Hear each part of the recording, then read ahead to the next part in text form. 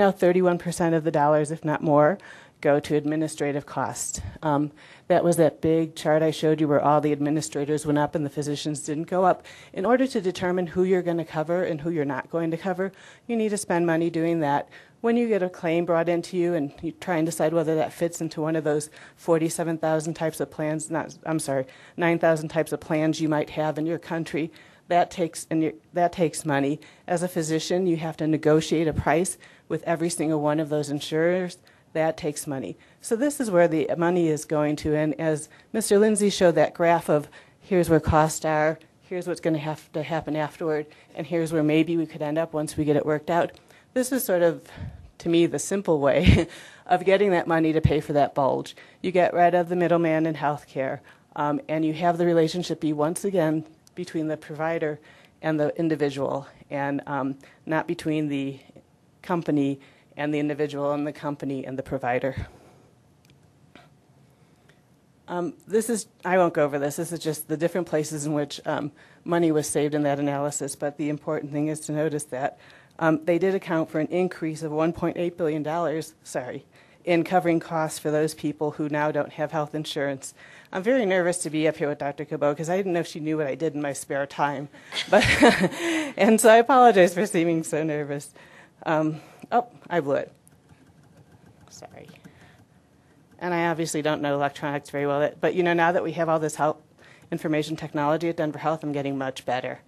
And I can tell you that I have a lot of those good numbers for my patients too, and I'm very proud of it. And I'm proud to be able to know that. One of the things that people frequently talk about is the consumer wants choice. And frequently they'll say that the consumer wants the opportunity to keep their health insurance policy. Well, what I would say is that what the consumer would like is the ability to see the doctor that they would like to see. And they believe that the policy that they have right now is what will guarantee them the ongoing ability to have that choice. What we see is people who provide care for the most vulnerable, for people who have that unlucky thing happen, is what I saw last year, which is when an 86-year-old woman with metastatic colon cancer transferred her care to me for the last 3 months of her life after having seen the same doctor for 40 years because she could no longer afford that insurance plan for herself.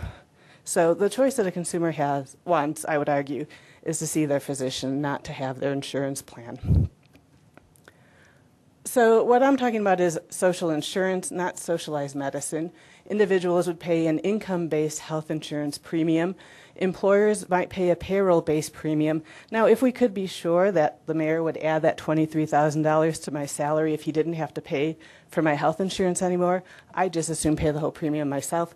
But I would guess that in many businesses that wouldn't happen. And so this might be a way of making sure that transition happens smoothly. Hospitals and health providers would remain private and independent, and they would compete against each other for data. I often tell people at these forums, Dr. Gabo, that if you have hypertension, if you have diabetes, and particularly if you've not had good care before, you should come to Denver Health because we'll give you good care for cheap. And in this social insurance model, you would have free choice of any health provider regardless of your employment type. One of the interesting things that Dr. Einthoven talked about, which is true, is that we don't know what we get for our money right now. And frankly, if you came to me today and said, I was just diagnosed with breast cancer, who would you recommend I see?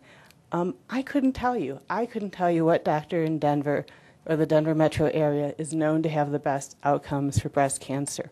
I couldn't tell you if you had a rare rheumatologic disease, what doctor is definitely proven to have the best outcomes.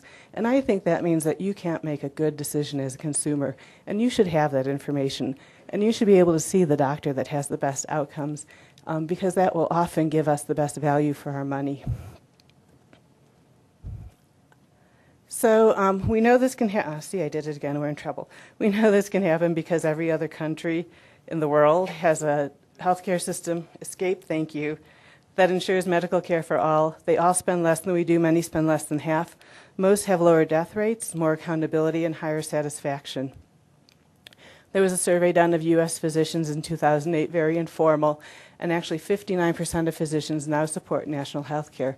This is interesting historically because physicians in the early 1920s were one of the biggest lobbyists against the national health insurance program in the United States and were contributors to the reason why we don't have that in the U.S. today.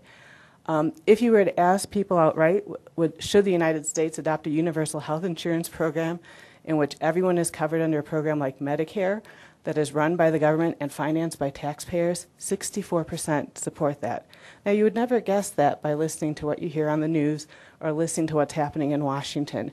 But unfortunately, those 64% of people don't have the ability to lobby and make their wishes known, as well as the other people who actually are making quite a bit of money from our current healthcare industrial complex. And I guess as a primary care provider who sees the pain and suffering of people every day, I'd like to see us say, you know, we're wasting a lot of money, we're making people suffer unnecessarily, and we know because of models like Denver Health that we can do better, and we can save money, and we can cover everybody. Thank you.